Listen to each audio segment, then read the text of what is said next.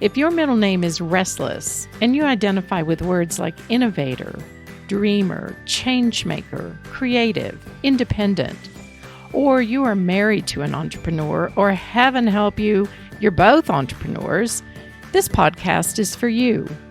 The entrepreneurial journey can be a little wild at times, like uncharted territory. Join me as I talk with others who are at various stages of the entrepreneur process. We'll explore the wisdom and insights they have gained while navigating the ups and downs of the entrepreneur journey. You'll discover that there are many couples who have found ways to thrive in both their marriage and business.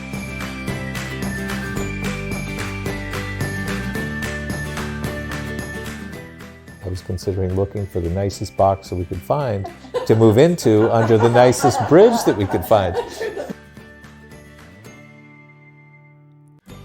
My guests on today's episode are Bob and Rose Knorr. They are an example of what Chip Conley refers to as modern-day elders.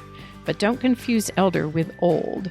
Very much still young at heart, they are investing in the next generation of entrepreneurs and young adults.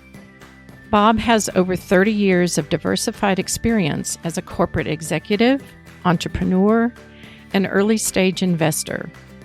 He has founded more than 10 new business ventures in both corporate and independent settings. Tapestry Medical Inc., the topic of this conversation, was one of the nation's fastest-growing private companies by 2008.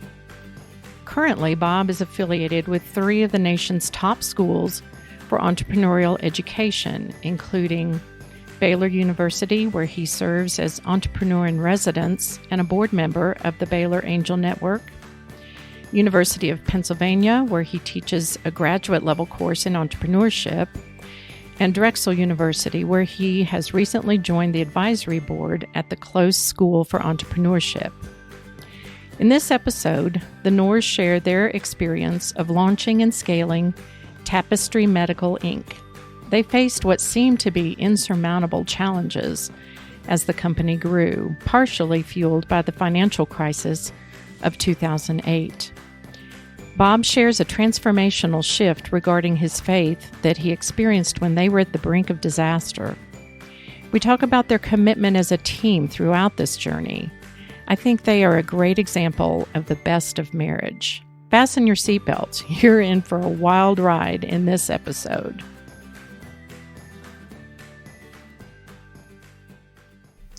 I'm really happy to be with Bob and Rose Knorr today. Thank you guys so much for agreeing to sit down and have this conversation. I know we've had it many times, and as I thought about guests to invite on this podcast, I really wanted to just share your story with other couples who are a little farther behind than where you guys are. So, because they don't know you, let's just start a little bit with where you are currently. Like, how long have you guys been married? We've been married 36 years. Awesome. And children? We have 2 children, a son and a daughter, a 31-year-old and a 29-year-old. Okay. And one is married, and you have a big event coming up soon. That's right. Yeah. We're looking forward to that. Robbie's getting married. So yes. You have both your kids married, which is just a great place to be in life, isn't it? It's absolutely. Just, I think it's a sweet spot to be. Well, let's set the stage for this conversation. And when you were first married 36 years ago, what did work and purpose, what did that look like at the beginning of your journey together? You know, I truthfully, after graduating, we got married shortly after we graduated from the same university, and it was something we did. It was just something that was expected of us. It was just the next stage in life. I can't say that we thought much beyond the next couple years. It was, we needed to earn a living. We were on our own. We were independent, and there was an expectation that we would carry our own load beginning really day one after we graduated. Right, so. Right. You were off the payroll. That's right. And what about for you, Rose? I would say the same thing. I graduated with a degree. I got a job in my field. Which was interior design. Okay. I knew I didn't want to work forever, that I wanted to be a stay-home mom. So work for me was just work, make money, we can save, we can pay off our house, and work until we start to have a family. Okay. And what was your degree in, Bob?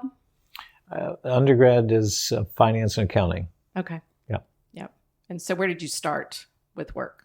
What were the first jobs you had? I started with the IRS.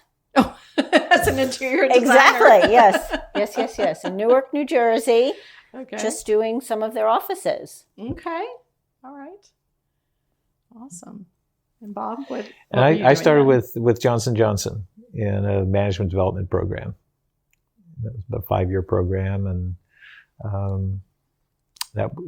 I was there in the management development program for about 5 years before moving on to other things.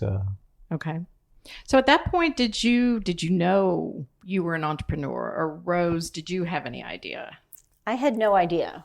Because Not I yet. grew up in a family, right, my dad worked for the same company his whole life. And his father had worked for Johnson & Johnson. So I just assumed you start working with a company and you just keep going until you retire. And I'd never heard of the word. I didn't know what an entrepreneur was. Nothing. Yeah. It definitely wasn't as common. And would this have been early 80s? That's Yes. right, yeah. Yes. Okay. So y'all were married 1983. 83. Okay. So no clue yet. And tell us just a little bit about a timeline for you, Bob, in those early years of work with Johnson & Johnson, leading up to the point where you decided to launch Tapestry. Sure. I would say, my undergraduate degree in finance and accounting was actually sort of a miscast for my background. I actually was much more creative and innovative in high school.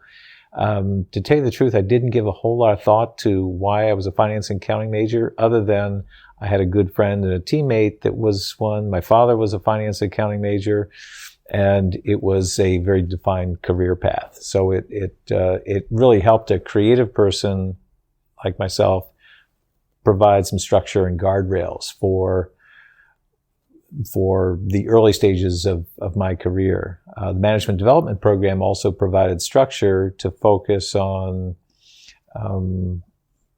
business in general and the financial aspects of business in particular. But I can't say that was really, it wasn't my love or passion. Okay. It was, I think, in the back of my mind, there was always this creative desire to create something new. So we had, even shortly after we were married, we started several very small ventures, along the ways that tested the waters and maybe tested our marriage a little bit too. Yeah, I totally forgot about that, but okay, yes. Yeah, I don't think I've okay. heard that piece of the story. Yeah, okay. So when you say creative in high school, like what do you mean by that? What creative how? So I remember as a freshman or sophomore taking a course in advertising, and I had an uncle who had some experience on Madison Avenue. He would have been kind of part of the Mad Men crowd from the '60s, and Really? he was very encouraging in terms of this particular project that I was working on. That was kind of a creative product concept that I had pitched in high school, and I knew that that's what my natural inclination was. I wasn't necessarily a numbers guy, but it expressed itself in that ways and in ways like that. And I guess just my interest. It wasn't a focused interest. I had, by contrast, a lot of friends in high school who went on to college in engineering or medicine or law, and I just wasn't, that just wasn't my interest. Okay. All right. So did you ever start a business in high school? Did you have a lemonade stand as a kid? I did. So I had a shoe company in high school. I was a high school and college athlete, runner. And so for a couple seasons, I had a business reselling shoes. They were sort of leftovers from Nike and Adidas, and I would take them to track meets, and I would either wear them myself or find other really talented runners and have them run it almost as a sponsorship, and would use that as a way to resell shoes. Very small business, though. So that was high school or college? High school, yeah. High school. Okay. So then you went to work for Johnson & Johnson, and tell us a little bit about the early part of your career there. You started some, I think you called them intrapreneurial things. So just give us a little bit of a timeline and some of the highlights leading up to deciding to start your own. Sure. So Johnson & Johnson had a very well-developed management development program that was really geared towards developing the next generation of general managers and senior management. So the concept was you came in as an undergraduate, and every 9 to 12 months, you rotated to a different functional area of the company. And you learned the business from the perspective of sales, marketing, finance, R&D, and it was a chance to understand holistically in a very short period of time, 5 years, a relatively short period of time, to learn how businesses work and function, all while providing financial support, but looking at financial support from the perspective of all of the disciplines that are required for a healthcare company. That then became the opportunity to go, or led to an opportunity to go overseas in the late 80s, early 90s to practice those general management skills at a very young age, before I was in my late 20s, early 30s. Mm-hmm. That was Switzerland, right? Yes. That's right. You guys were there how long? 7 years.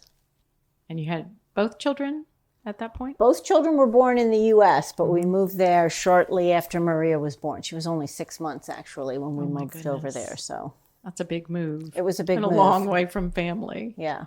Well, I have a sister who lives in Switzerland, so that really helped. She married a Swiss man, and my children had 2 cousins there, so that was really nice. Okay. All right. So you were in Switzerland, and then what? Where were you? So in the early 1990s, in Europe in general, it was kind of a turbulent time from a geopolitical perspective. The European Union was just coming together in 1992. Okay. The Soviet Union was falling apart. So there was a need in Western Europe to rethink how Johnson & Johnson should restructure its business in the post-European Union era. And in Eastern Europe, there was an opportunity to open up these former Soviet countries that were open for the first time to Western goods for the first time in 70, 80 years. Wow. And so for a young American executive who had the benefit of a management development program, I was in the right place at the right time to exercise those skills both in Western Europe and then in Eastern Europe. So it was brought over after Johnson & Johnson had acquired a company in Switzerland, but ultimately that put me in a place where I was in a position to help the corporation reestablish a blueprint for Western Europe and to rethink how it developed the markets in Eastern Europe. Okay. And you were how old at that point, Bob?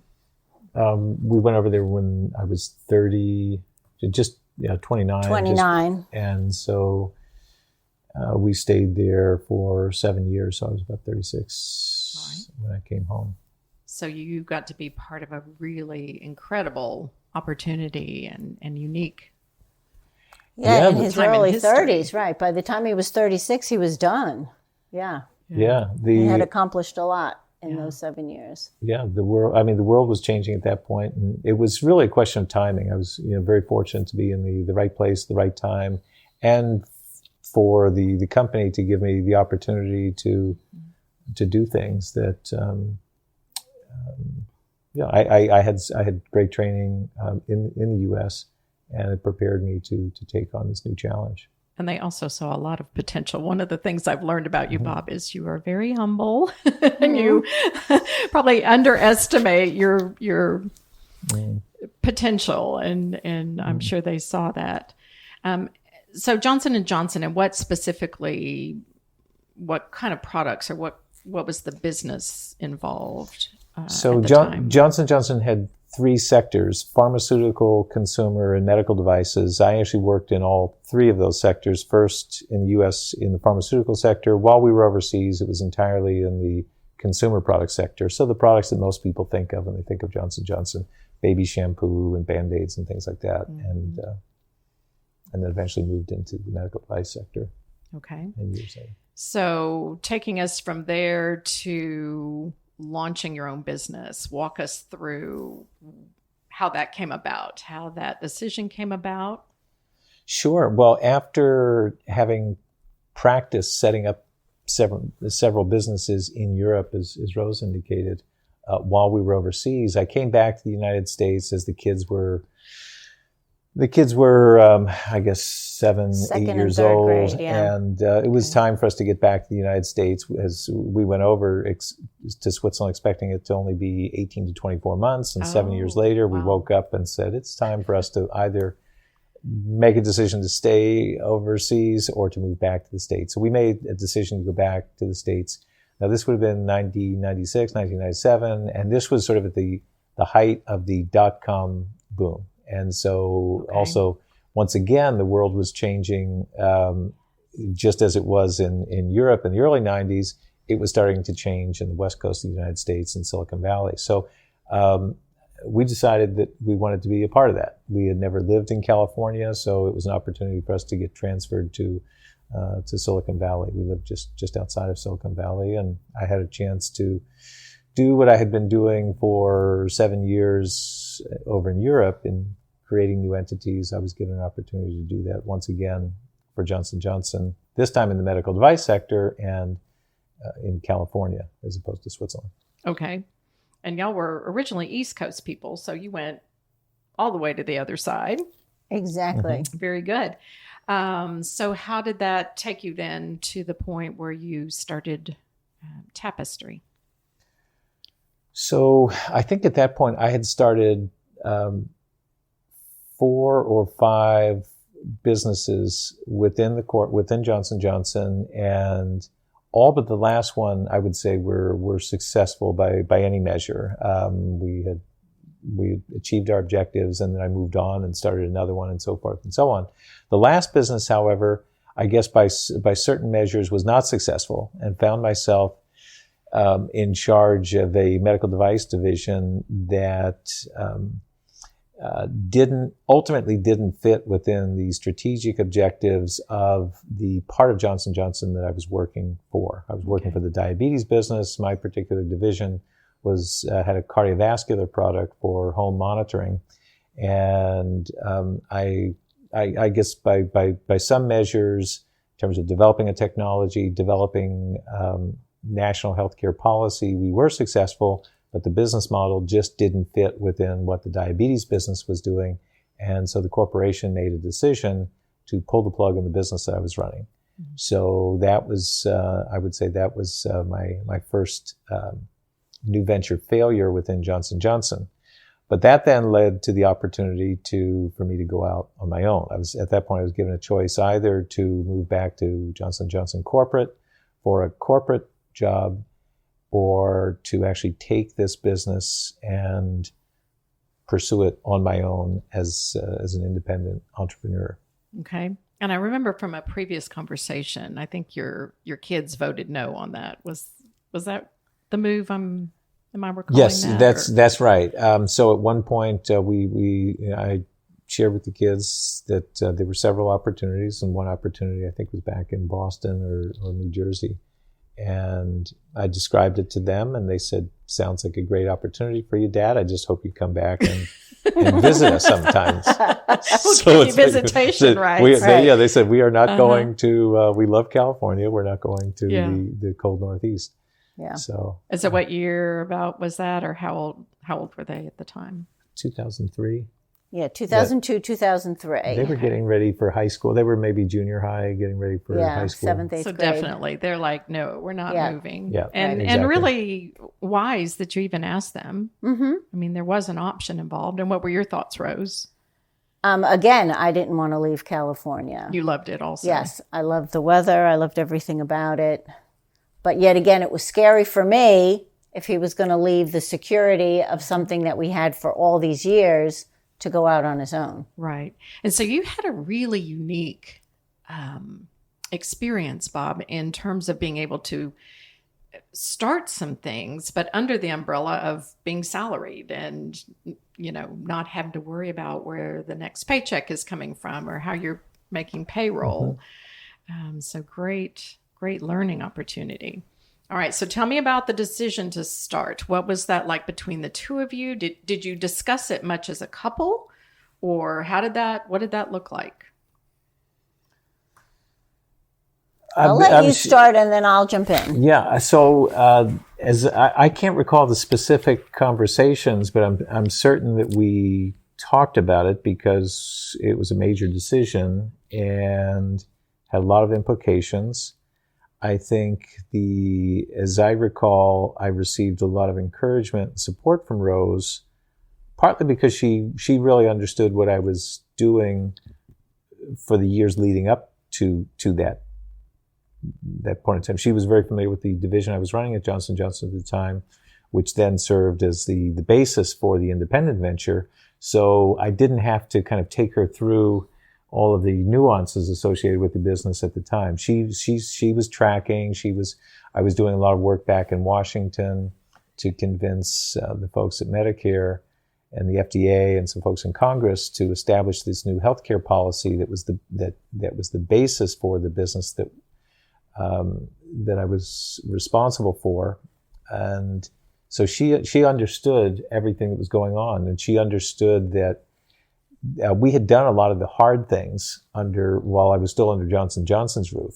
Okay. We got funding for it. It was more for the Medicare age population. We worked with Medicare. We convinced Medicare to provide national coverage, which is not something they do very frequently. Which I learned after the fact. I thought it happened all the time, and went about working with some top docs in the country, and we established national coverage for this particular category, and that was suitable for Medicare patients. And so Rose was very familiar with the opportunity that we're chasing. And then the question was not whether we were pursuing a good market opportunity. The question was, do we do this under Johnson & Johnson's roof, or do we do this on our own? Now, Johnson & Johnson made the decision that they weren't going to pursue it under their roof. So then the question was, do I want to take that idea and pursue it as an independent entrepreneur? So that was the real question. But I think the fundamental questions of, is this a good idea, Rose was already very supportive of. And even though you said it had not really been successful. Well, it wasn't successful in that that particular business didn't fit within the company's diabetes objectives. Okay. So it was successful in that we were able to establish national healthcare policy for this particular business opportunity. We had actually developed a technology that was cleared by the FDA. The only question was, did that particular business fit within the Johnson & Johnson business unit that I was a part of? And they said it didn't. It was more suitable as an independent entity. And so they approached me and said, would you like to buy the business or have it spun out from Johnson & Johnson? And so that's the decision. That was the decision point, yeah. Yes. And tell us just a little bit what the device was. I mean, what was the technology that you were working with at the time? Sure. The technology was a home blood monitor that monitored patients who were on blood thinners, specifically the drug warfarin, or as it's known by Coumadin, blood thinner used to prevent strokes and blood clots, etc. And for many years, even today, it's one of the most widely used drugs in America. And the challenge associated with it is it has the same active ingredient that's used in decon, rat poison. Oh, so it prevents the blood from clotting, which is a good thing if you have a high propensity for blood clots.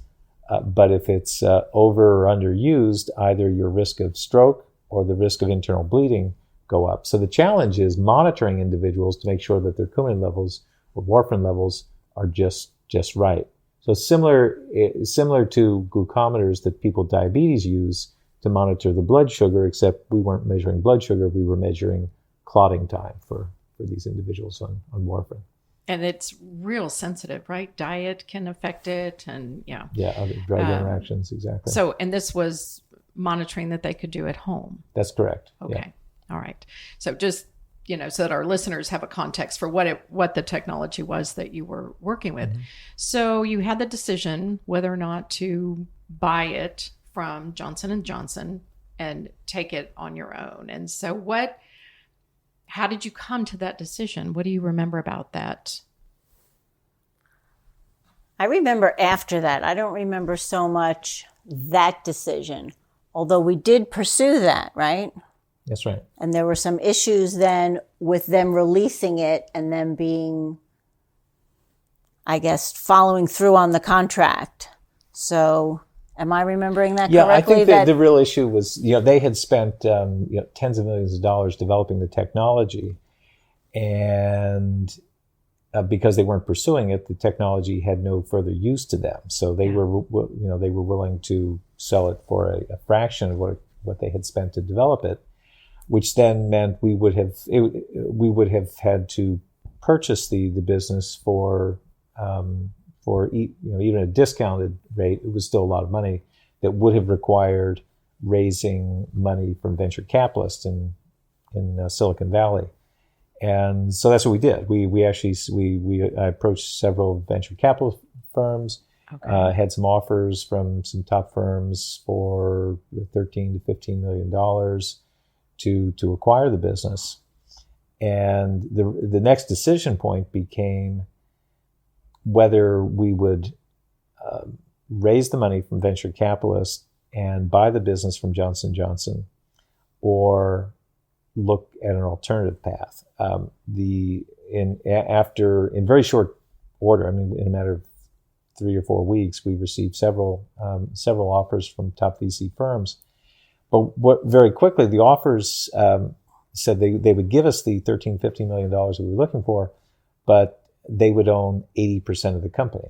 And we, since myself and my founding team were really the originators of the idea, it just seemed like we were just employees all over again. The whole purpose of going out and becoming an entrepreneur was to be independent on our own. And so this whole notion of just collectively owning 20% of the company just didn't feel right. So we then pursued a second path, which was to partner with another company that had a similar device that was suitable for the same purpose. So all of the healthcare policy that we had worked on with Medicare also applied to the other company as well. So we said, rather than owning our own technology, we developed a relationship, a marketing relationship with another large company that had a medical device, but didn't have the marketing expertise and the healthcare policy expertise that we did. And we just struck a different deal that didn't require us to raise venture capital money, but it did require Rose and I to invest our own savings to start the company on our own. So that was the next critical decision we made, was to self-fund our business, or is sometimes called bootstrapping our business, right? And maintaining 100% of the ownership of the company on our own. So you didn't buy the technology from Johnson & Johnson. You partnered with this other company. That's correct. Gotcha. Yeah. Okay. And do you remember what that felt like then, to just, this is a different turning point in this journey. Here's our savings. Well, for me, I'm the more nervous of the two of us, and I am not the risk taker of the two of us. So the comforting thing for me was, first of all, I trusted him 100%. Okay. But underlying that, I knew we had some savings. I knew he had a severance package, for so many months we'd be okay. And then after that, we had COBRA, which is another big payment, that you have to make. So our healthcare was taken care of for another year. So it's like, okay, I think if we can do it within this time frame, Which was a year? maybe it was a year and a half. I would say it was a year and a half. I said, okay, all right, for a year and a half, we have some funds coming in, Okay. right? He can pursue what I know he knows what he's doing. And I 100% knew he knew what he was doing. And I remember you saying once you trusted him 100%, and Right. he had 150% confidence. Yeah, exactly. He had 150% confidence, right? Like he was the only one in the country who knew what he was doing. So I was like, Yeah. I really know what he's doing. And if I can say, I had some spectacular dreams and confirmations from God that he was supposed to do that. Really? And we were going to be okay. Really? So there was Yes. affirmation along that Yes, route. yes. Thinking a year and a half. And what after a year and a half? Thinking that it would be sold at that point, or that was just as far as you could see at that point? It's interesting. We had so much momentum, even prior to leaving Johnson & Johnson, working on, the FDA and Medicare and convincing Congress to provide this national policy, which set up the market. I mean, I can't underscore the importance of setting up that national policy. Without the national policy, there was no market. There was no business.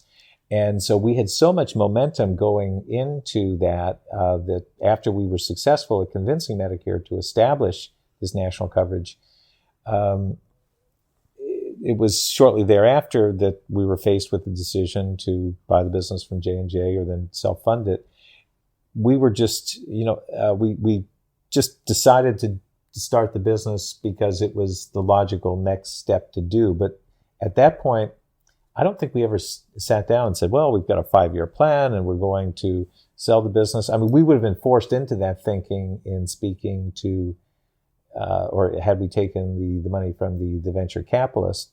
But I was just focused on, let's just run the business and run it, achieve our objectives, and hopefully do some good for these patients who were at risk of strokes and bleeding, and things will, find a way to work themselves out. When you work for a big company and start a company, within the corporation, you don't think about selling the company because Johnson & Johnson's been around for 150 years. Those businesses I started are still there. They're still running. So there's no thought of an exit or, an IPO. It was just, you've got a job to do, get it done. And so we were into the business for a couple of years before I had some advisors I brought in. They started asking about what our exit plan was. We were showing good traction in the marketplace, and they said, "What's your exit plan?" I hadn't thought about that. Is that retirement? Or yeah, exactly. Right. I was happy. We were making money. Okay, we can kind of replace our salary, and that's what you do for the rest of your life. That's what I thought you do, right? Okay. You work until you retire, and then it's over. And that was how many years after you went out on your own? That was probably 2.5 years. We were about 2.5 years into it. Our performance in the market was very strong. Sales increased every year by 100% year on year for 5 years. By the time by the time we sold the business, just about 5 years after we started it, we had become one of the fastest growing private companies in the country. I think the fastest growing healthcare company in the country. And, but it wasn't just a straight linear progression. In fact, the story that I share in the form of a case study with the students I teach is just that. It talks about the bumps along the way, the journeys, and there were several in particular that coincided with the financial crisis of 2008 that really caused. It was from a business perspective, it was a real crisis. Mm-hmm. Can you tell us a little more about that? Because I think it's important for entrepreneurs and couples to know that it's not a straight path. It's easy to meet someone when they're on the other side, they've sold or they have someone else running the company. And in almost any venture, there are dips along the way and unforeseen, like you said, the financial crisis of 2008. Right. I mean, some people in hindsight said, oh, yeah, we saw it coming, but who knows? Exactly. So can you tell us a little more about that and how that impacted your company? Sure. So let me take you back to the first half of 2008. As you know, the financial crisis happened in September of 2008, and really broke in 2008. In the first half of 2008, things never looked better for Tapestry. In the beginning of the year, our supplier, who was a major medical company, Fortune 500 company that was supplying us the equipment that we used to provide our service. So Medicare paid us for the service. We used their product, this Fortune 500 company's product, to facilitate our service. So the two went hand in hand. Mm-hmm. Mm-hmm. And they had come up with a new next generation technology that was easier to use, et cetera. So that was great. This is early 2008. Medicare also, because they liked what we were doing so much, not just us, but our competitors, decided to expand the number of people that were eligible for this new benefit by fivefold. So it went from about 500,000 people being eligible to 3 million people being eligible, which had the effect of expanding the market from about $500 million a year for the market potential to about $5 or $6 billion as a total market. And so everything was looking really good at that time. Our sales were continuing to grow year on year. We were generating cash flow. It was a very capital intensive business. It cost us $1,000 to enroll every new patient. And then we collected about $200 a month. So in about 5 or 6 months on an individual patient, we had a payback, and then, it was an annuity stream after that. But if you can imagine, if your business is growing at an exponential rate and you're constantly spending $1,000 for every new patient, it was always, we were always kind of chasing our tail from a cash perspective. So healthy business, but we were always on the edge from a cash perspective. So in early 2008, in order to address that, we had to, we went to the SBA, our community bank, and got some SBA loans and mortgaged our home in California. We had a vacation property back on the East Coast, and we mortgaged both of those properties and took out, at that time, credit was very free. Costco, I think I can tell this. Costco had an American Express program. We were 2% cash discount. And cash back, right. We had at one point, several $100,000 of a line of credit on our Costco American Express card, which we could use to buy inventory, not from Costco, but we would use the credit card and the 2% cash back program to buy inventory from the medical device manufacturer.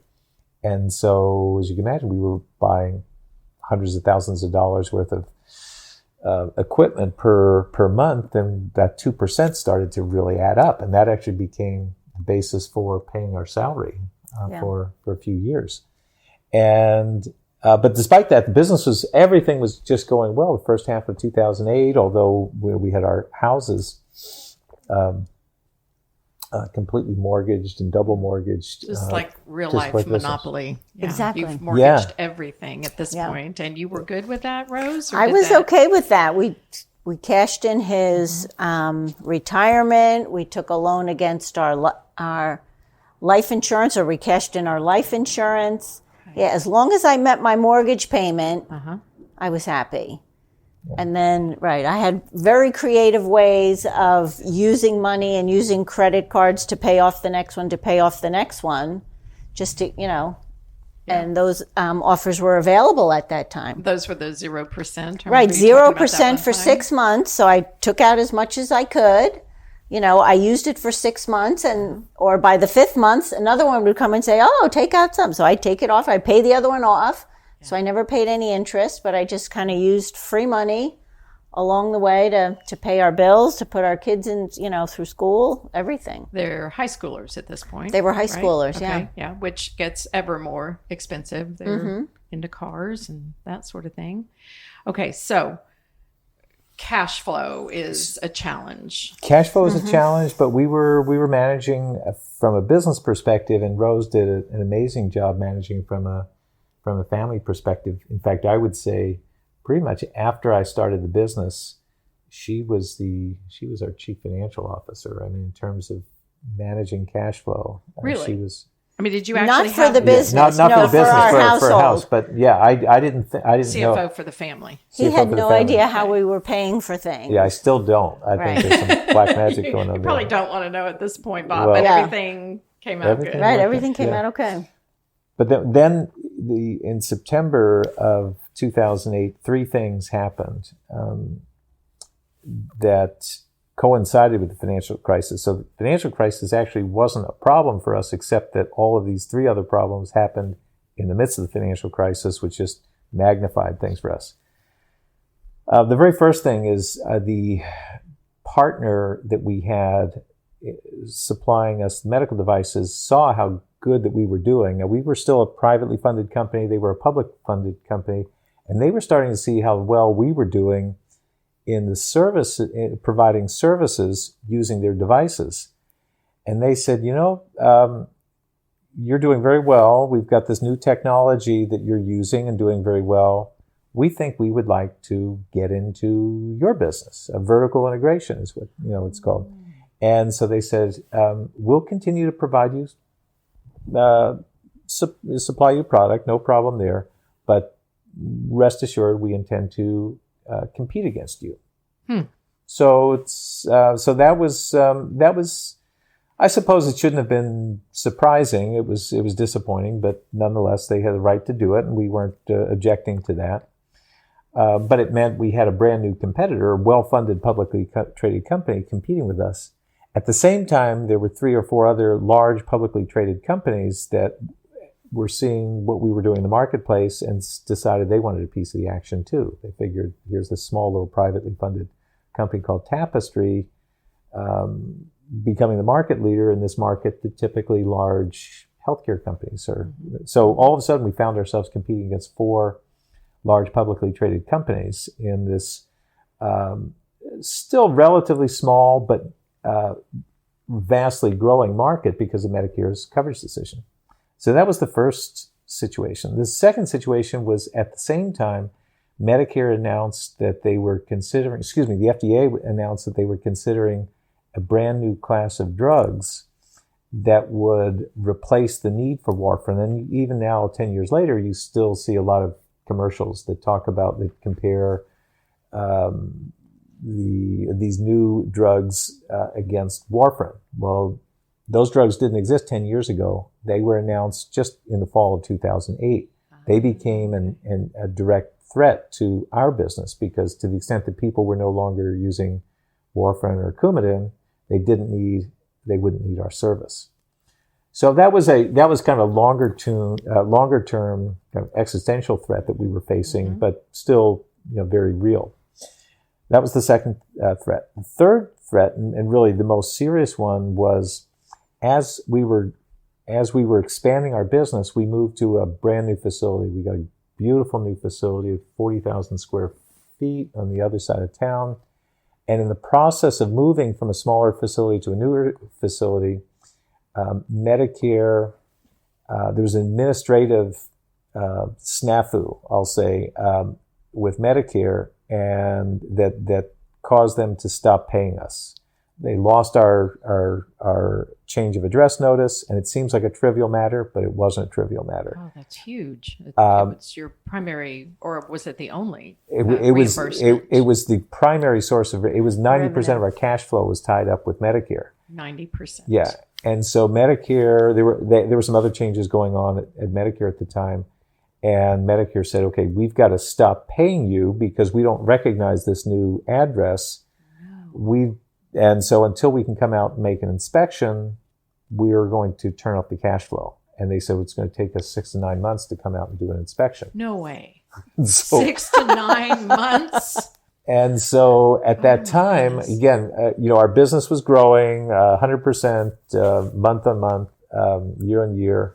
And every new patient cost us another $1,000. So the more successful we were, the more cash we needed. And so our cash demands were ever increasing. Our competition in the short term was increasing because we had large publicly traded companies coming in to compete against us. And our primary source of 90% of our cash flow disappears. And shortly after we had just mortgaged both homes and put our retirement savings. Yeah. And then all of this happened actually in it happened the first week of September 2008. The second week of September 2008, the financial crisis really, the meltdown began with Lehman Brothers and Bear Stearns, et cetera. And so the idea of going out and getting other financing to hold us over, it was not to be had. I mentioned the credit cards that we had at that point, $375,000 of credit on the credit card, which, by the way, we paid off every single month. In fact, sometimes we paid it off multiple times per month in order to keep the cash coming. So we didn't overextend ourselves from a credit card perspective, but overnight, American Express reduced our credit limit from $375,000 to $15,000. Holy cow. And so overnight, that just disappeared. And so for the period between middle of September until the middle of November, we didn't know what was going to happen. Wow. Things got very, very, very serious. We got our members of Congress involved. Keep in mind, this was also in the middle of the 2008 presidential election. So the sort of individuals we might have been able to lean on with the former Bush administration, frankly, they were on their way out. Right. The Obama administration at that point hadn't yet taken shape. So there was a lot of uncertainty in terms of who to go to within Washington. Yeah. Aside from that, things were great. Other than that, it was rosy and unicorns and rainbows. So what did you do? How did you get over that hump? Was it a hump? Was it years? What did that trajectory Bob look has like? a story involving the Medicare part of it. Yeah. Hun, why don't you share what you were thinking about that time? And you know the time period. It was around November of 2008. It was like after the presidential election, but before Thanksgiving. Mm-hmm. And then I'll pick up on that. Yeah. Well, I had planned a trip to Israel with our church. Uh-huh. They were doing a trip, and I think I signed up in the spring. So April or May. Mm-hmm. The trip was in October. I had already paid for it. I was like, oh, but should I go? Shouldn't I go? I think we made the decision that I should go, because I should go, and it was Israel. Everyone always needs to go to Israel. But things were bothering me, and I knew we could lose both of our houses. I knew we could lose everything. Yeah. But I wasn't afraid for some reason. I really wasn't afraid. I just knew somehow everything would work out. I didn't know how it was going to work out. I just knew that we were always protected because the free credit that allowed the financial crisis to happen was the free credit we were kind of floating on. Right. All those years. So that was good for us. Uh-huh. We had gone down to the bare minimum of expenses. So I know we would be okay there. And all right, if we had to sell our house, okay, that's what would happen. But I think Bob knew more of the details maybe. And no, maybe I shouldn't say that. I knew the details. But I also knew in going through, there were a lot of other little things that happened with the business that he didn't share, that when he was faced with something, it's like, oh my goodness, here's a dead end. Mm-hmm. He would sit in his office and he would think and he would think and he would think, and he would come up with the most ingenious way to get over that hump, that barrier was there for a reason, right? It was like, oh, okay.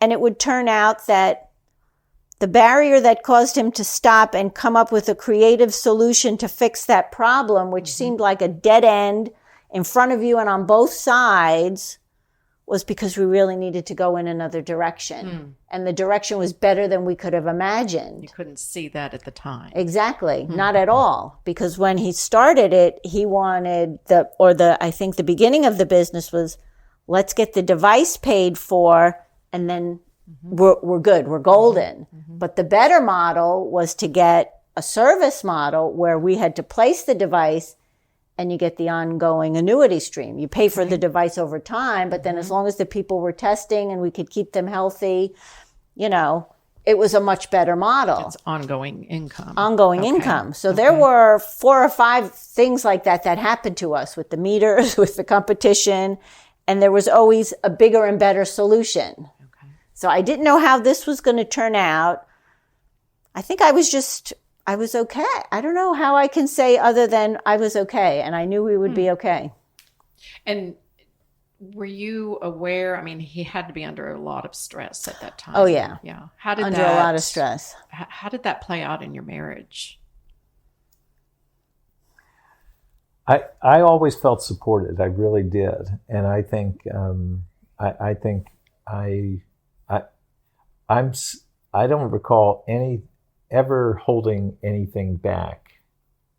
Not anything material. And if I held things back, it was just like it was a trivial detail you didn't need to know. Yeah. But it was, and it was, yeah. I never felt. What I'll say is, I never felt the need to shield Rose from bad news or risk, because I knew that I needed her support when we were making these critical decisions. This sounds like, I think it's important to realize, we didn't wake up in the middle of 2008 and say, gosh, how did we get, several $1 million in debt?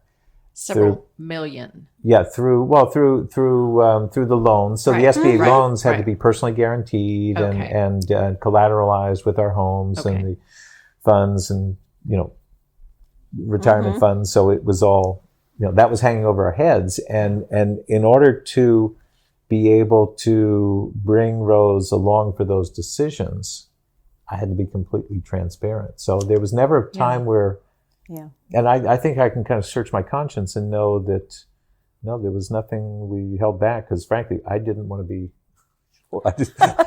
I wanted joint ownership on those decisions. You didn't want to be out on that limb by yourself. I did not want to be on the other end of "I told you so." And there was never. There was never an "I told you so." Yeah. And there was never anything. Well, why didn't you tell me that? No, he told me everything. Okay. And were you glad for that, Rose, or did you ever think, I just don't even want to know? Because I think that's where couples are real different. Some couples do talk about all aspects of the business. Some people work in the business together. Other couples just, the spouse just puts their head in the sand and doesn't want to know, which my observation is that is an incredible weight on the entrepreneur, on the one that is making those decisions. And like you said, it's, even though you were the one that had to execute, knowing that you were in agreement, it helps to have a team. I mean, you are a team as a couple. Yeah. No, I know that we made all of the decisions, and I know he would come to me and say, all right, we need to guarantee this loan. Nobody else is there to do it. It's us. We got to do it. We need the money. Yeah. And we would make the decisions together. So I never felt like I was in the dark. I always felt like I knew what was going on. So maybe if I said before I wasn't aware of the intricacies of the business, I'd have no idea how many monitors he ordered every month or what the credit card bills were. Right. I knew what was going on in my household finances, and he had no idea what was going on in the household finances. If I said, next month we're going to need a paycheck because I have these 3 things coming up, we're okay until then, but I need some money for that, then maybe we would get paid like every 3 months he would get half a paycheck or something like that. Wow. So as long as we were just keeping our head above the water, I was okay. Because I did see the growth. I mean, we moved into that giant building that we didn't need because it was, going under foreclosure, and we got it at a good price. And so again, the same things that drove the business up and kept the market low, got us in the building that who knew we were going to expand into that entire thing? We thought we were just going to be in this little space because we couldn't stay where we were anymore. Yeah, we ended up filling up all that space. They filled up that entire building. It was incredible. Oh my goodness. And How we many moved employees? in there with 12, 15 people. Maybe we moved into a building. 12, 15 people. And did you have a partner, Bob, or you were the sole owner?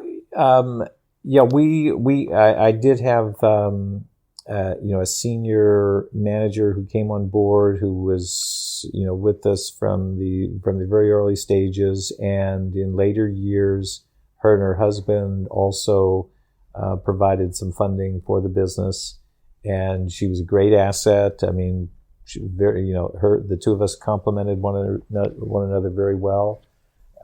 She was very extroverted and was very good with our team. I was kind of the policy strategy guy, and we worked very well together. But the financial burden really fell on your shoulders. Yeah, I think. Like? Yeah, I mean, I was I was functioning as the company CFO, but and most of the funding was was personally guaranteed by Rose and myself from day one.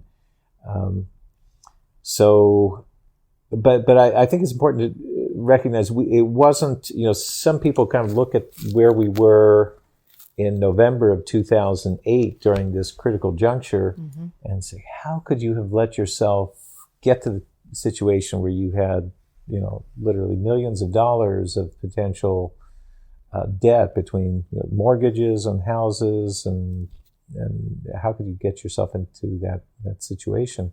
And the truth is, it didn't happen overnight. It happened rationally in step functions. Yeah. As the business was growing, we were never fueling an unhealthy business. I think that's the important thing. Yeah. We were always fueling positive growth. Yes. And because, as I said, the business was cash intensive in order to acquire and enroll new patients.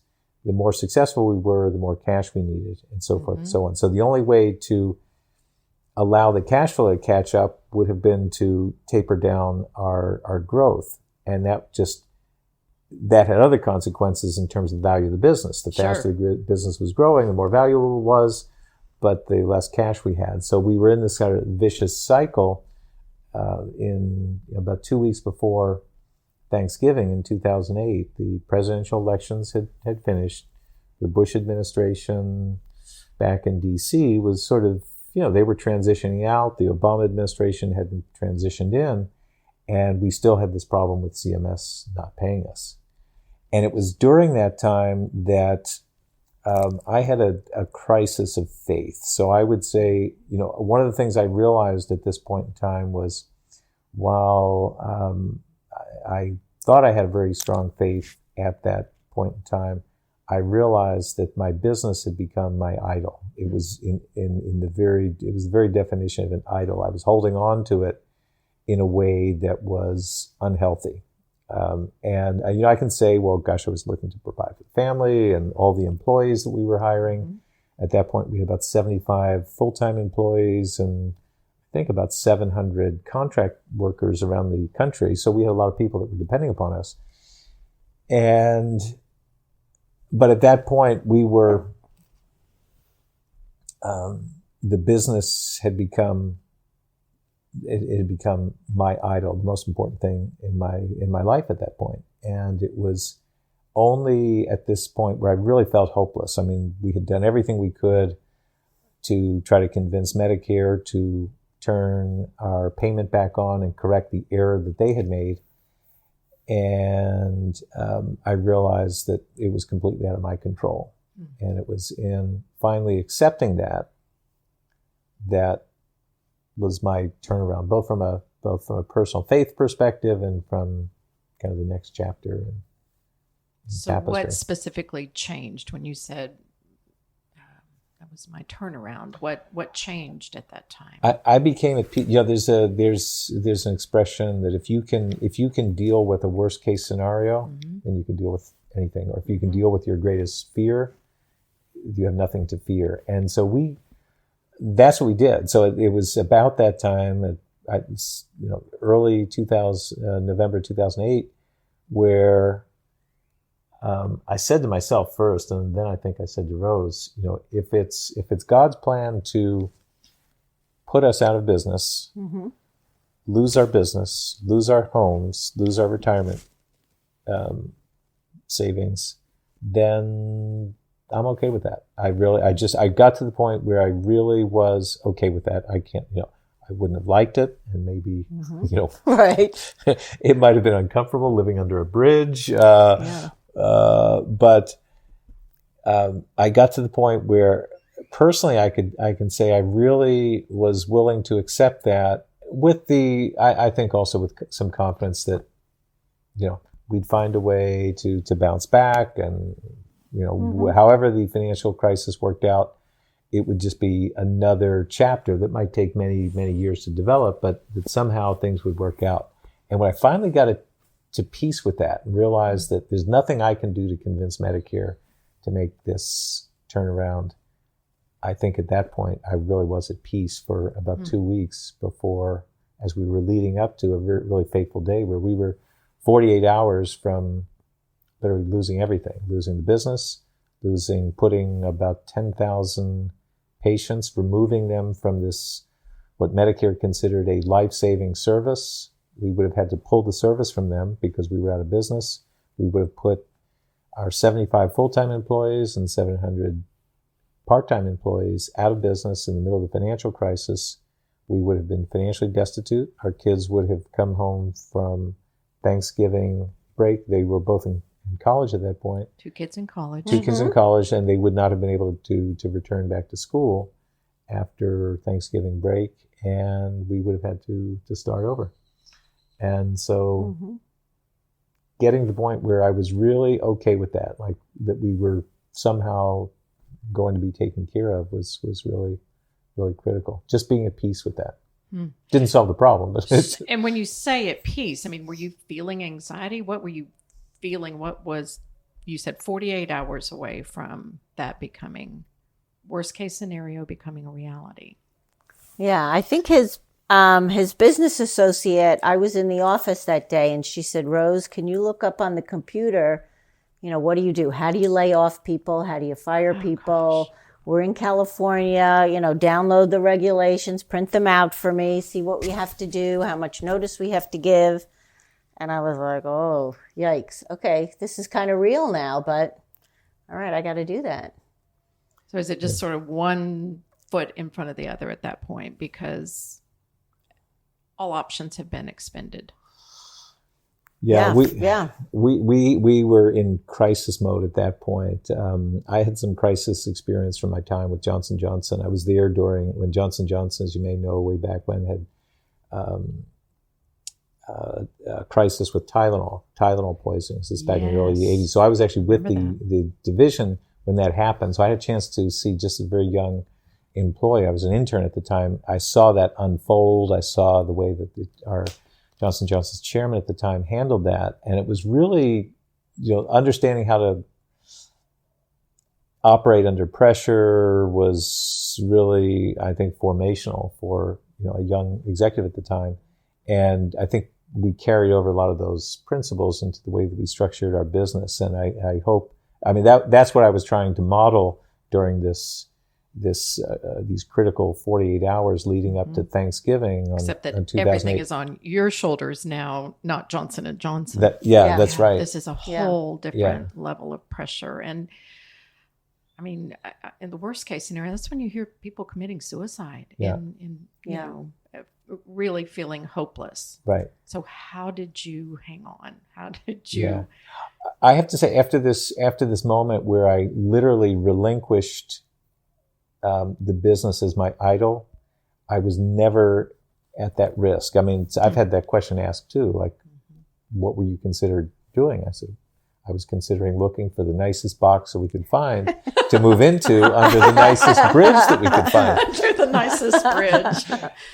But nothing, nothing that was outside of the sphere of hope. And hope is, and that's the sadness when people are forced to, whether it's resorting to physical harm or substance abuse. that happens when there's an avoidance of hope. I think I had hope. I think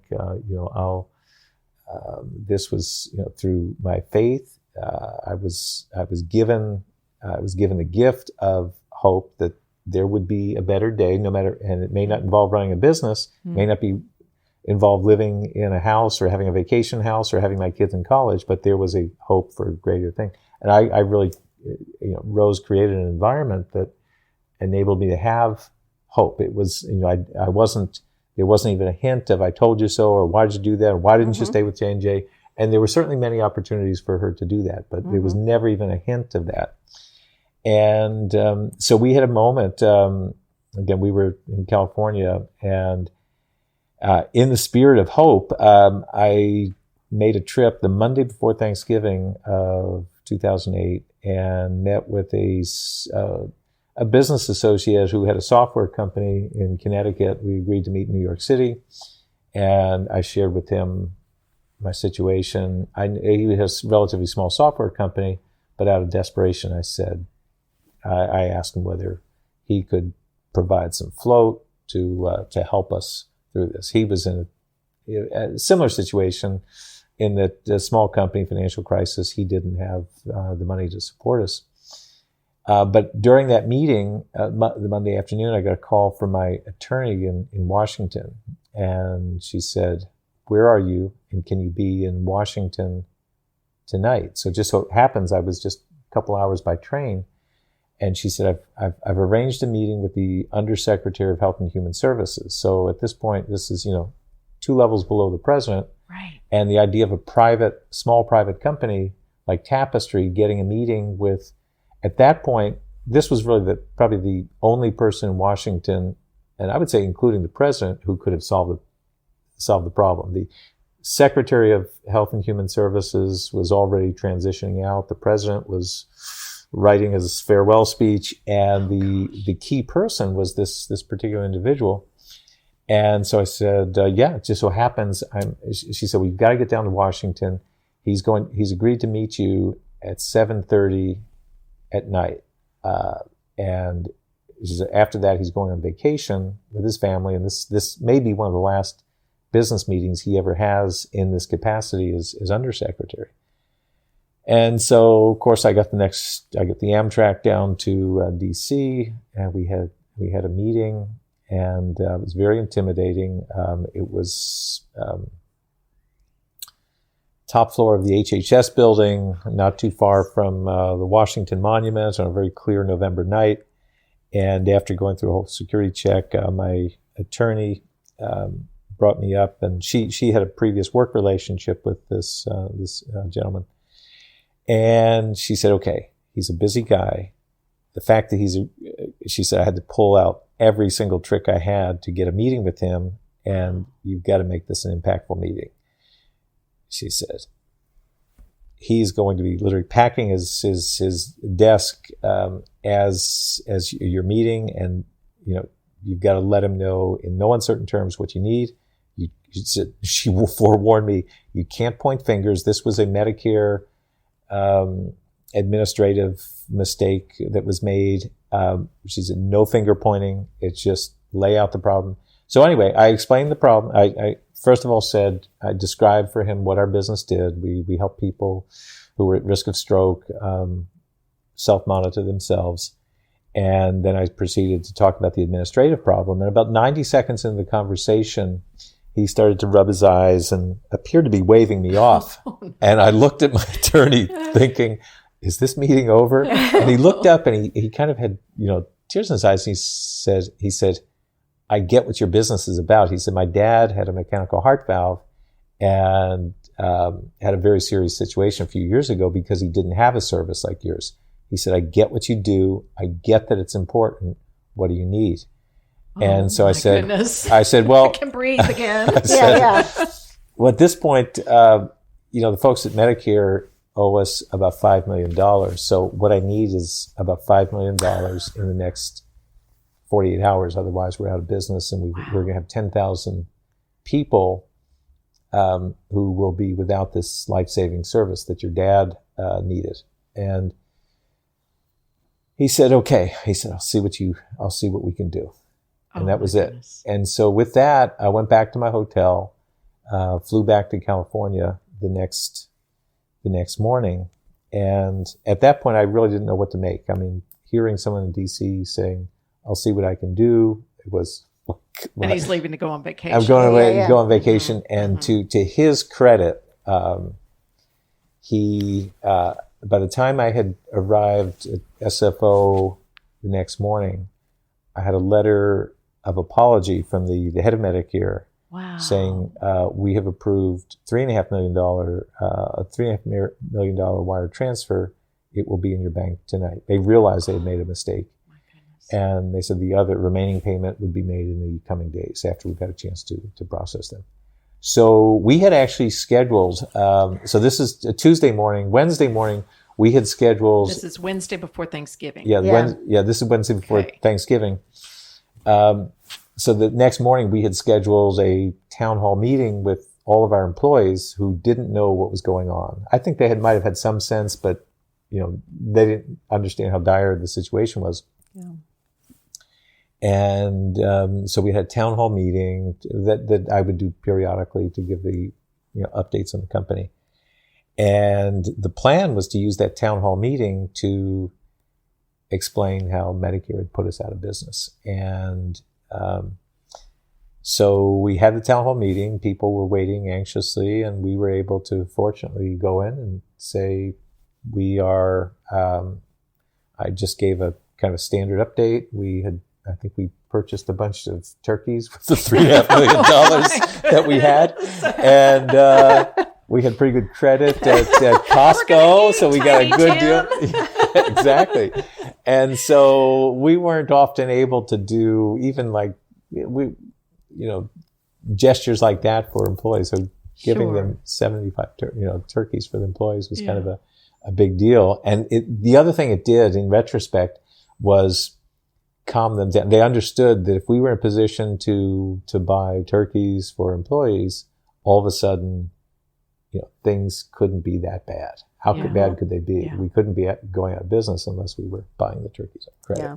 Yeah. So it was that was the turning point. And then after that, Medicare reactivated our numbers and things were fine. But that led to a decision. This was 4 years after we'd started the company, so we had a great run. That then was really the catalyst for us to say, you know what, we've dodged the bullet. Mm-hmm. We've got big one. We've got new, those 4 well-funded publicly traded companies were still our competitors, and they were still hungry and ready to take over our little private the market that we'd created. The FDA had still launched these drugs that had the potential to eventually replace warfarin. So our long-term prognosis was still uncertain. And we were sort of, from a business perspective, at our highest point at that point. So it was at that point we said, it's time for us to sell. It's time to us to really exit the business. Okay. And And how did you go about doing that? So we engaged an investment banker, and we considered several different options. The one set of options was to sell to one of the large publicly traded companies who were just getting into the business and were looking for, to acquire market share. We were considered the gold standard, if I can say that. Amongst the different of the companies that were competing, partly because we were in there the longest. I was most intimately involved with working with Medicare to establish the national policy, so I understood the policy as well as any of the companies, or we did. And so we considered all of the current competitors in the market as number one. We looked at other companies that might be considering entering the market. And then we also looked at some private equity firms that might be interested in buying the business just for cash flow purposes, which would have given us an opportunity to sell part of the company and still remain in the company and then sell it or do an IPO a few years later. So, And so how did you end up being acquired? So we spoke to the top 2 or 3 candidates, including our largest competitor, and they had the most interest to acquire us for several reasons. One, it was an opportunity for them to become overnight the market leader. 2, they were having some operational problems at the time that we were not fully aware of, and so they were very interested in our management team. I was really fortunate to have, in addition to the woman who was a co-founder, a team of individuals that had kind of grown up in the business. Rose was instrumental in keeping that group of individuals, intact during the period of uncertainty. Rose, in many cases, was kind of the face, certainly of the Knorr family to these. Most of them were women. Well, we had a large, female workforce. Yeah. And so how did you do that, Rose? I'm curious about that. I was just, I think I was the calming presence in the office because I had a job as like the office manager. Okay. So you were working in the business. Yeah, I was working in the business, but I wasn't doing anything that ever required a deadline or to run a meeting or anything like that. But I would go around and check with all the ladies. How are you doing today? What's new with your family? How are your children? So for them, I think it was, I'm sorry, hon. It was, wow, like the boss's wife will talk to me. For me, it was just. And if she's not, I mean, if you had been real anxious and worried. Yeah, exactly. And stirring things up, it could have created much more uncertainty. Correct. Yeah, correct. But I made friends with a lot of the women in the office. Some of them were our neighbors. Some of them were our children's friends' moms. Yeah. So it was more wonderful. Responsibility you guys must have felt when you were 48 hours away from this nuclear implosion. Mm-hmm. Wow. Mm-hmm. What a great story. So you sold at some point. How long did it take for that process to go through and the vetting and? Yeah, just about a year. The companies were very interested in acquiring us, so we spent probably 5 or 6 months vetting the different types of companies. So doing a road show, talking to the interested parties. Our investment banker started to solicit bids, and we considered. I guess we had 4 offers for the business, including a private equity firm. Nice. So we had an opportunity to do some, sort of auctioneering or the investment. That's the role the investment banker did. Okay. And for the reasons I was referring to earlier, our largest competitor, which was a publicly traded company, was in the best position to pay the greatest premium. Yeah. And also afforded us an opportunity to stay on board for a couple of years afterwards to run the companies, actually merge the 2 companies, and merge ourselves with our competitors. I was named CEO of the two companies, and we were given some incentives to stay on board. And so how long before you completely exited? It was about a year and a half. And then they kept me on board as a strategic advisor for 2 or 3 years after that. But at that point, I was pretty much done after about 18 months. We had done what we set out to do, to merge the 2 companies, turn our former competitor around in terms of their operating practices, and put them on a straight path, and did well. I mean, the company that acquired us did well in acquiring us, and I think we did well in being acquired. So it was one of those win-wins for everyone. And obviously, what year was the acquisition completed? Late 2009, and because of the contingency payments that extended into 2010, 2011, early 2011. I found you on the Inc. Yeah. 2009, you were number 814 in the Inc. 5000. Yeah, and that was the following year. The way the Inc. 5000 works is you're not eligible if you're acquired during the year. So the year that, if you were to look at, unfortunately, we're not listed in 2010, which is based on 2009 results, but our ranking in the 2010 results would have been, I think, number 7 or 8 overall. But because we were acquired in November of 2009, we were ineligible for the list. So we just have to take satisfaction that we were number 8 with an asterisk. That is awesome. I mean, what a story. I mean, there's not an adventure movie that gets my heart going the way it was to be within that 48 hours. And when the company was acquired, like when you signed the paper, what did you guys think or feel in that moment? Did you pop champagne? Did you take a Bob nap? What? A Bob nap, by the way, is just you sit down anywhere for 10 minutes and you take a little short nap. That's a Bob nap. No, we did have a nice party with our co-founding team, right? When they came with us. You did. I wasn't there. Oh, you weren't there? No. No. He went to our home on the East Coast and did a lot of back and forth with papers and faxing and all that. Was that before that? So we were expecting to finish the transaction in like mid-October 2009. And I actually flew back to the East Coast, which is where the acquiring company was based. They were based in Boston.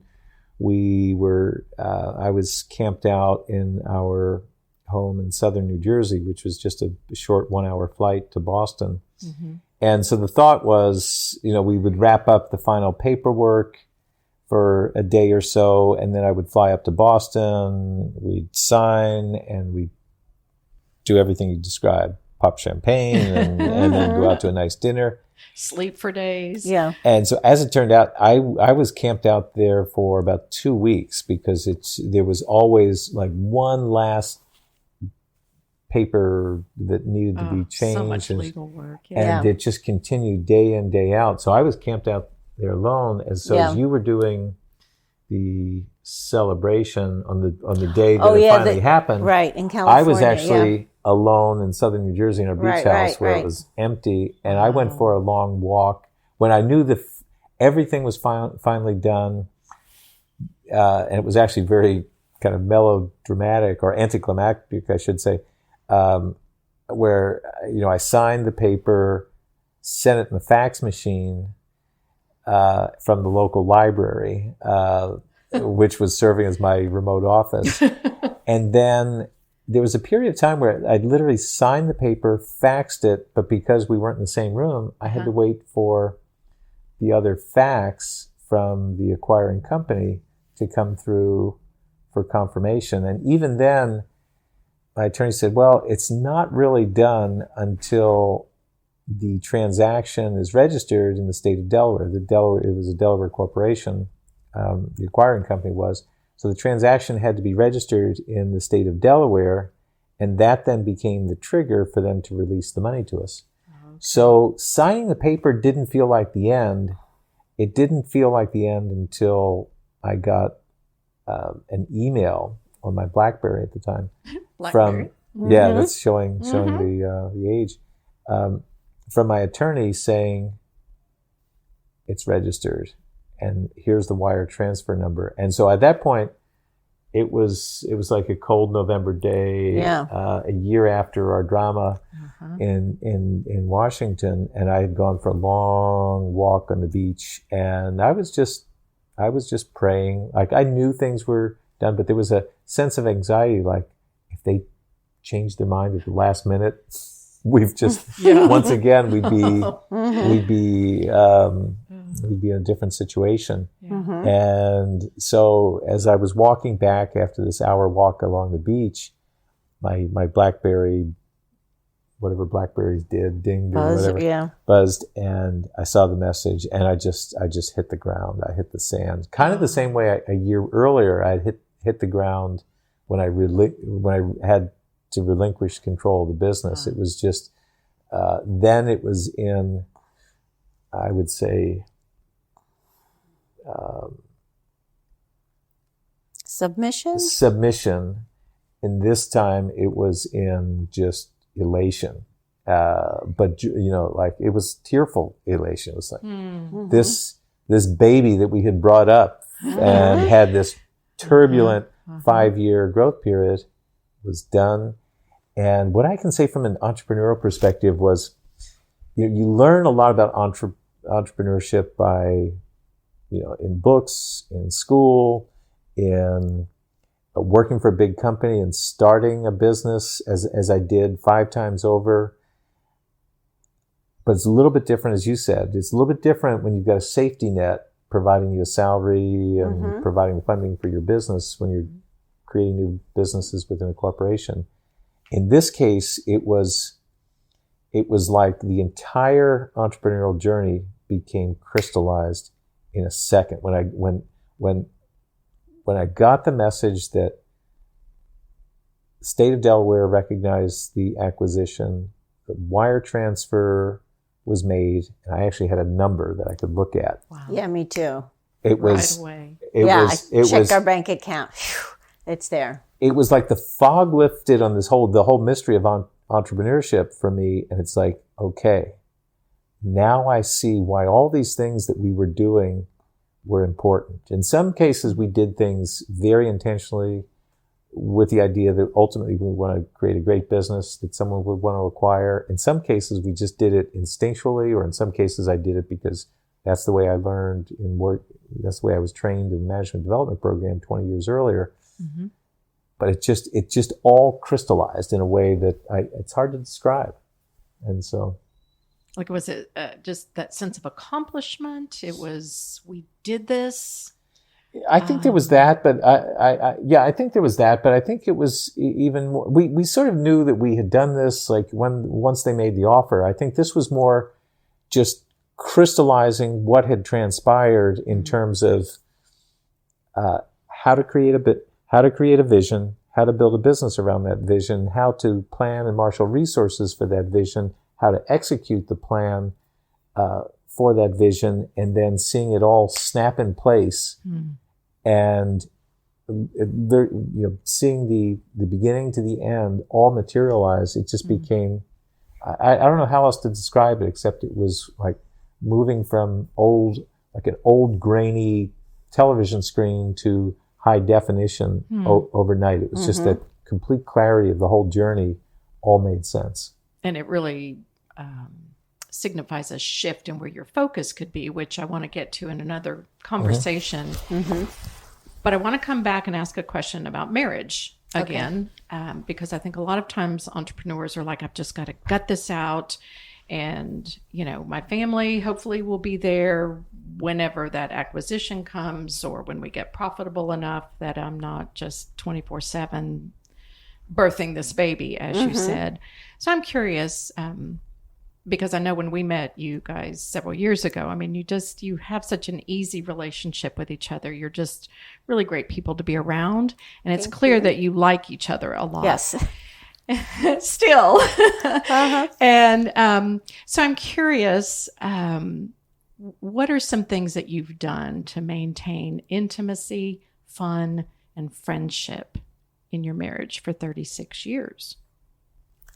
And especially when, you were in that vice of just unending pressure. But I'm just going to say that one important thing I learned, so this may not answer those questions, but it may in a roundabout way answer those questions, is I think we learned a lot about each other. We learned a lot about our strengths and weaknesses and how they balance each other out. I once heard a podcast about pioneers and settlers. And as soon as I heard that, I realized, oh my goodness, Bob is a pioneer and I'm a settler. And you can't have a pioneer without a settler, and you can't have a settler without a pioneer. Interesting. And I realized that's how our relationship had always been. We got married, we moved into our first house. I would have stayed there forever. Bob's like, no, there's something bigger and better. And he drags me to the next place. And it's like, okay, all right, I can see that. And then I come and I settle. It's like, all right, now I'm not leaving. Then he goes, I see something, again and again and again. So we had moved quite a few times, just the different things we had done.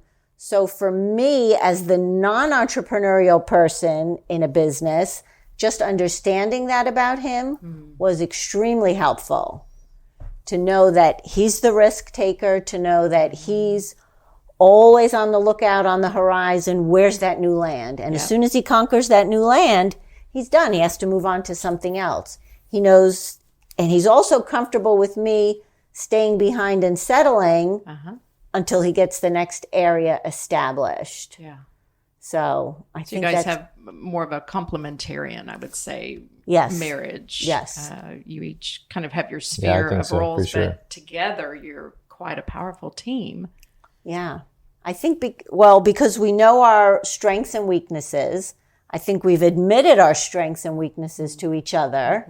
We've admitted our family weaknesses that you bring from your parents and your grandparents and your heritage to a marriage. You know, my family tends to do this. Oh, well, my family tends to do that. So we know that about each other. And we've given each other permission to say, hey, stop acting like your mom. Hey, stop acting like your dad. You know what I mean? Touche. Exactly. So that is like, oh, yeah, you're right. I really am doing that. Yeah. Did That's, you guys ever that's a good check. go to marriage counseling along the way? Did you have mentors? Did you read books? How did you learn those things about yourself, about each other? Maybe trial and error, listening to sermons, listening to other people, just seeing my family's history and his family's history. I think there was, and I'm just going to talk in very general terms about our parents' generation and things that happened. Well, we don't talk to them anymore because this happened. And either that just happened in our specific families or it's a generational thing that happened around a certain time. And we knew we didn't want to be like that. And we knew, those are things I don't like about my parents. I don't want to be like that. And Bob, same thing. These are things I don't like about the tendencies in my family. Let's try to have our family not do those things. So very intentional about how you wanted your family to be. Not just reacting, but making intentional choices. I like that. Yeah.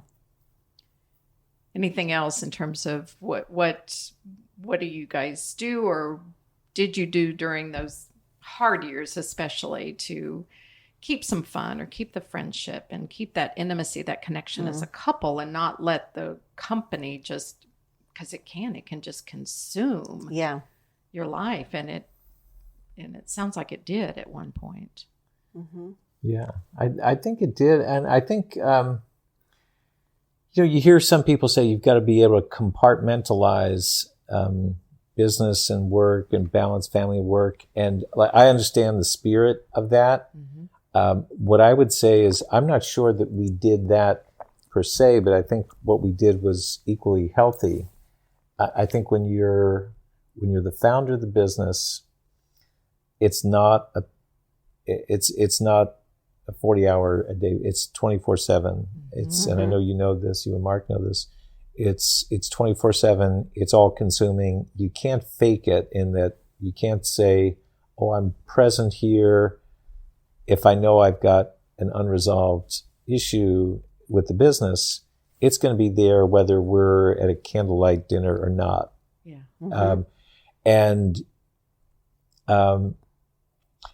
What I would say, one of the marks of a successful entrepreneur, based on all the reading that I've done, is for the founder to be able to convey a compelling vision to have others follow them. That includes first the founding team, the management team, and others, including investors that are going along for the ride.